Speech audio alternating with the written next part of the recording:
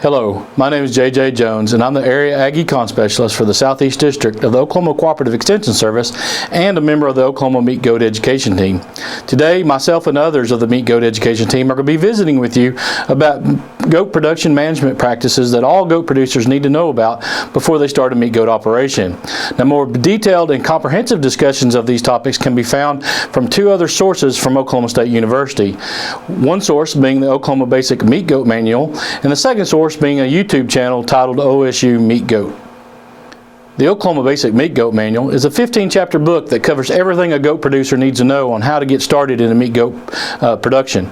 Topics covered in the manual include breeds of meat goats, meat goat selection, goat pastures, goat nutrition, herd health, fencing, housing and corrals, predator control, record keeping, marketing, and general herd management practices, as well as mortality management. Now, this Oklahoma Basic Meat Goat Manual can be purchased at any Oklahoma Cooperative Extension office in all 77 counties throughout Oklahoma. Or a producer can go to our website, www.meatgoat.okstate.edu, and download the order form and have the manual mailed to them.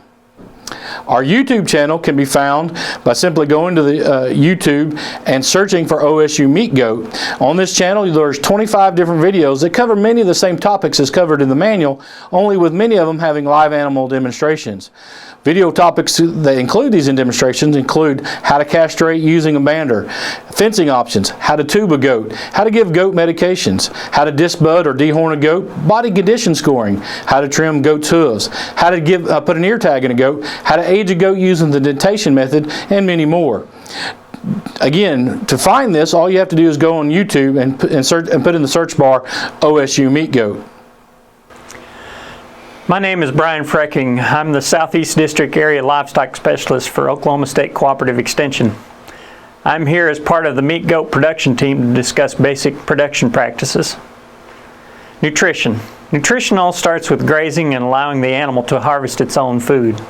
If we provide feed or forage such as hay, we need to test those to find out their feed values. Once you have those nutrient values, we can supplement for any deficiencies we might find. Your local county extension educator can help you in collecting a proper sample.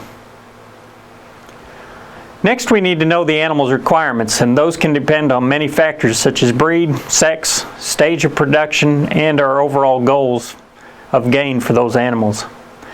The National Research Council has published nutrient requirements for crude protein, energy, and minerals in a table format. Earl Ward with OSU has developed a spreadsheet to help make more informed nutritional decisions by applying feed values and matching animal requirements within the spreadsheet. This program is called OSU Meat Goat Ration Formulator, and it can be found on our Meat Goat website. A key management tool we can use to see if our nutritional program is working is to use a body condition scoring system. It is a 1 to 5 scoring system, with 1 being the thinnest and 5 being the fattest animal, with a 3 usually being the most ideal for body fat for production purposes. Another tool for small ruminants is the FAMACHA scoring system, which helps determine if an animal needs to be dewormed. A producer can visually inspect the bottom of the eyelid for anemia as an indicator of parasite load. Producers trained in this skill will receive a FAMACHA card to help distinguish between the levels of anemia and therefore which animals may need to be treated, especially those scoring a 4 or 5 on this FAMACHA card scoring system. They range from 1 to 5, 1 being dark red in color, which do not need to be dewormed, and a 5 being very pale, causing the producer to definitely deworm those animals. This tool helps minimize dewormer resistance on herds that just deworm the entire herd. Hello, my name is Barry Whitworth, and I work for the Oklahoma Cooperative Extension Service. My title is Area Food Animal Quality and Health Specialist for the Northeast and Southeast Districts in Oklahoma. Most of my extension friends refer to me as the area vet. I'm going to talk to you today about goat herd health and vaccination program. Now, when we talk about a herd health program, we always begin with the management plan, because whether you do it subconsciously or consciously, you will decide how much risk the business can take. And if you can take a lot of risk, then your health program will be very small. If you cannot accept very much risk, then you're going to take a lot of pains in preparing your herd health program. Now, records are essential for any business. So it's no different for a goat business or a farming operation. We can use a computer or we can write them by hand. But two things that we like to see that help us with our health are, one, if we can see changes in production that are occurring from one year to the next, that may indicate that we have an underlying disease taking place, and we can see if we can do something about that. The other main thing that we want to be sure of is it'll help us to avoid marketing animals that may have been treated with drugs and we have not completed the withdrawal time. Another area that is concerned to us as far as health is concerned is our facilities. Goats need protection from the elements. We need to have good fencing to make sure what's on the other side of the fence stays over there and that our animals stay inside that fence. We should also have a good working facility.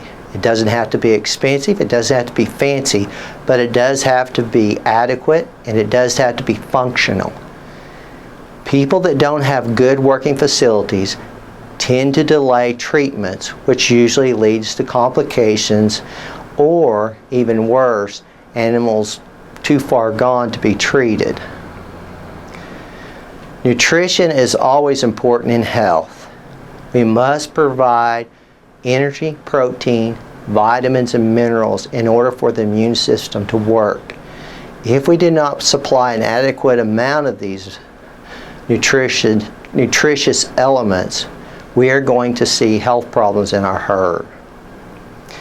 Biosecurity is the concept of preventing the introduction of a pathogen to a premise.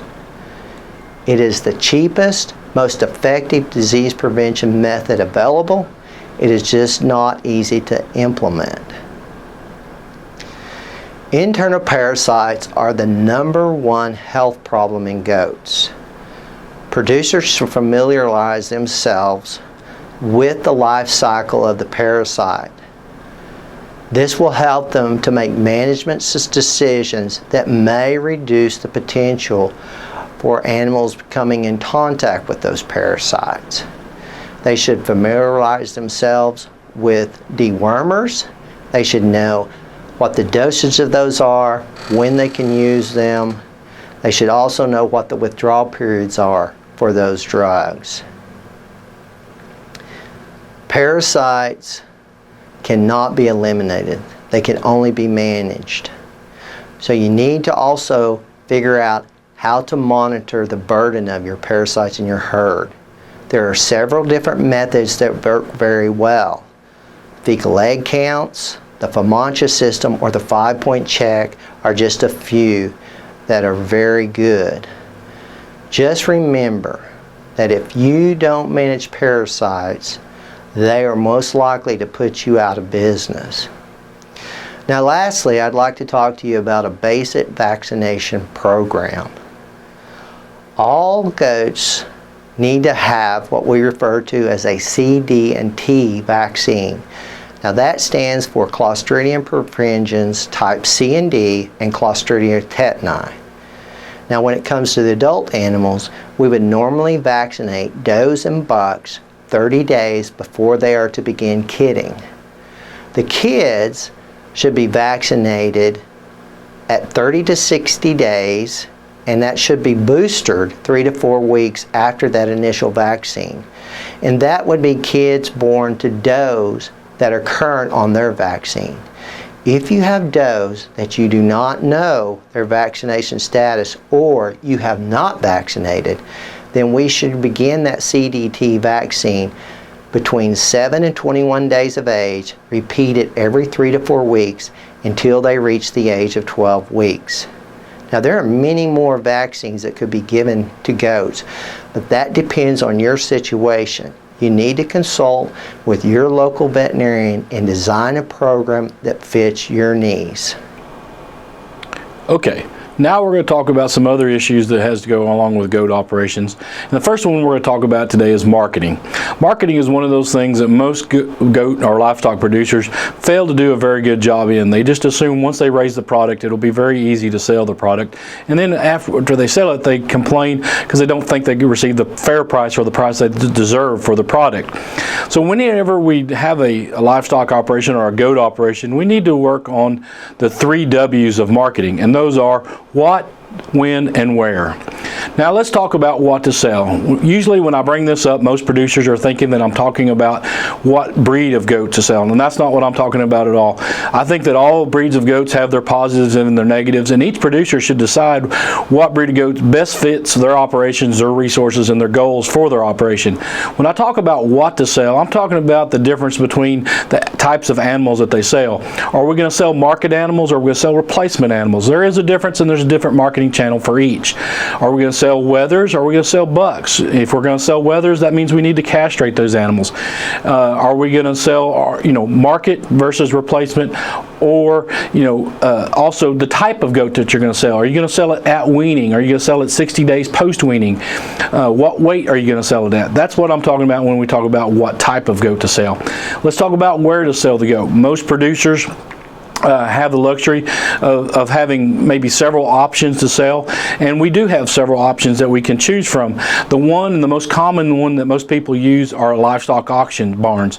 These are in Oklahoma, they're prevalent, and there's several options a producer can choose from, but producers need to evaluate each barn on their own merits. Every barn has its good points and its bad points, and you need to look at this sale and evaluate the sale before you take any goats there. Possibly visit with the sale barn operator, talk to them, see what they're trying to do. Now, of course, they're going to be trying to get you to sell your goats at their auction barn, but so usually they'll tell you the good points about their barn. Also, evaluate the number of buyers that are at their barn on a regular basis, because more buyers that are at their barn make the barn a more viable option. As goat producers, we also have the option that we can sell these goats directly off the farm. This is a little bit easy operation from the standpoint that we don't have to pay commissions to the livestock barn when we sell it, but that also means we take the risk of taking bad checks or bad payment forms. When we sell at the livestock barns, we know that we're going to get paid for our animals. Now, we also could do directly to order buyers, and that cuts out the livestock barns as well. But generally, to sell directly to order buyers, you need to have a number of head that's worthwhile for them to come to your place to buy them. Now let's talk about when to sell. When I talk about when to sell, I'm talking about the time of year we sell, which is going to be basically, you're going to decide that when you put the bucks out to breed these goats. That kind of helps decides when you're going to sell. But when I talk about when to sell, we need to look at the market seasonal patterns that goats have. Typically, in goats that are the higher prices received in the spring months, February, March, April, and then the prices seem to decline through the summer and then into the fall, where that's the low point of the market season, is in the fall part of the season.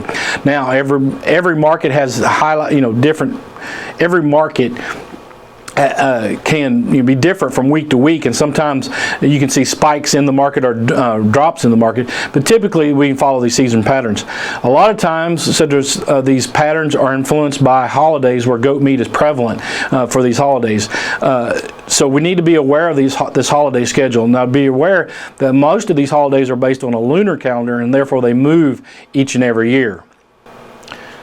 Now let's switch to record keeping. Record keeping is a very important part of any goat operation.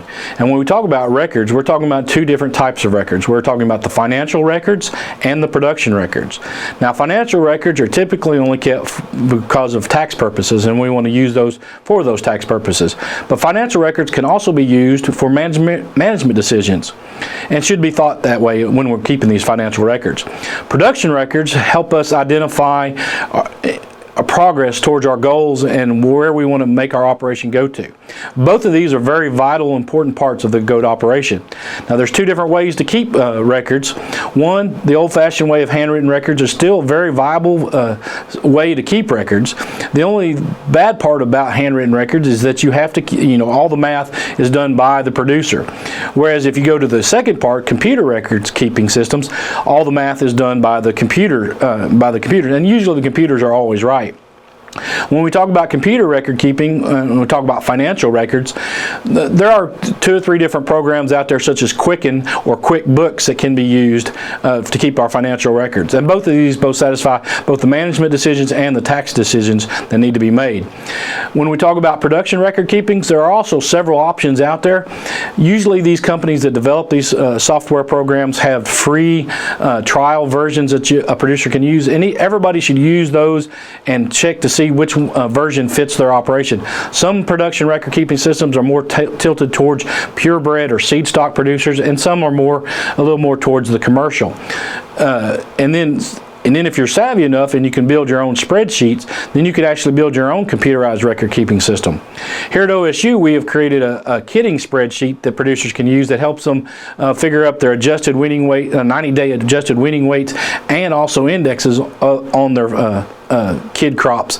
And you can find that spreadsheet on our website at www.meatgoat.okstate.edu.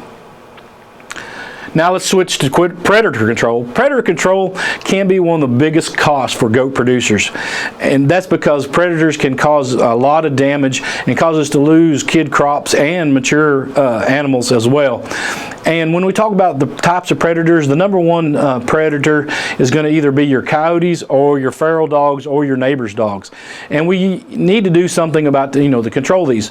Other predators can be like bobcats, and even vultures can be predators on these, but typically we're talking about coyotes and dogs. Control methods, the most popular by far is using what we call large guardian dogs, or LGDs. And when we talk about the LGD dogs, we're the two most prevalent breeds are your Great Pyrenees and your Anatolian Shepherds. Now there are several other breeds out there that are available. As a producer, you just need to find a reputable producer that has these guardian dogs. You don't have to worry about training these animals. It's bred into them what to do. You just need to find a reputable breeder that has these, and you can purchase these from these. Other options, there's some producers out there that use donkeys and llamas. There are options that are available, and there's management decisions such as night penning to help curb predator losses as well. Again, producers just need to find the one that best fits their operation. Now, some other general herd management topics that we haven't discussed over this video and are discussed in a lot greater detail in the Oklahoma Basic Meat Goat Manual and the YouTube videos. The first one we're talking a little bit about is fencing. Fencing is going to be very important to your operation from the standpoint that that's how we're going to keep these animals where we want them to be. And goats are very good at getting out of in small places. And so if there's a hole big enough for them to get through, they will typically get out. There are many fencing options that are available to us. We can do either electrical fencing or just plain wire fencing. But we do need to make sure that we build these fences good enough to help keep them in. The perimeter fence is going to be the most important one, and then our cross fences are going to be the next ones that we're going to talk about. Next one, ear tagging. Again, we talked about record keeping. Record keeping is going to be very difficult. We don't have ear tags to help identify these animals. And when we talk about ear tags, the typical average one you see is just the numbered. And there's different versions and different models of these. And then also in the U.S., we have a scrapie tag program that has to be producers have to follow, which means a scrapie tag has to be put in these goats' ears as well. Again, this is discussed more in the manuals and the videos. We talked about castration in the marketing part of it. Are you going to sell wethers? Are you going to sell bucks? If you're going to sell wethers, how to castrate? Consider the most popular method out there is the banding method. Again, we have a video that shows you how to do this, but again, it's something that you're going to have to learn to do. Another herd management thing that we have to do on an annual basis is hoof trimming, and it's something that we need to do. We can do it with rocks and rough terrain, but if you don't have that rough terrain, typically, when you feed a heavy grain diet, chances are you're going to have to trim these goats' hooves up because they will get overgrown. Again, videos and stuff show you how to do this. One thing that we haven't talked about in all this video is the breeding part of this and the gestation length. That's very important, because we need to know when we're going to put the bucks in, when those babies are going to be born. That lets us know when they're going to be available to sell. The gestation length on a goat is 150 days or 5 months. Now, I'm going to let you know the goats forgot to read the book, so 150 days, and we usually say plus or minus 5 days on either end. There are gestation tables available either online or in the goat manual. Goats also need some housing for them, so that we can't just let them stay out in the open. They do not like to be rained on, and so when it starts to rain, especially if it's rainy and cold, they do want to get in shelter, and there are certain requirements that these goats need to have. And so if you're used to the cattle industry where we don't usually have housing for cattle, you are going to have housing for these goats. And then we talk about the corral setup, so just a little different than what cattle setup is. The other thing that we don't discuss, but it is discussed a great deal in the manual, is mortality management, or how to handle the animals after they have died. Here in Oklahoma, it is a requirement that you either must bury them or do some process to render these animals. And one way that we suggest here in Oklahoma is a compost pile. You can actually compost these dead goats. And again, there's a little process that you got to go through, and in the manual it discusses this process and how to do that as well. Well, that is all for this video, and again, if you need any further information or detailed information about any of the topics we talked about, you can go to our website, www.meatgoat.okstate.edu, and on that you can get to our videos and look at our manual in PDF form, or you can find the order form and buy our manual, or you can go to our YouTube channel and watch our videos. Thank you.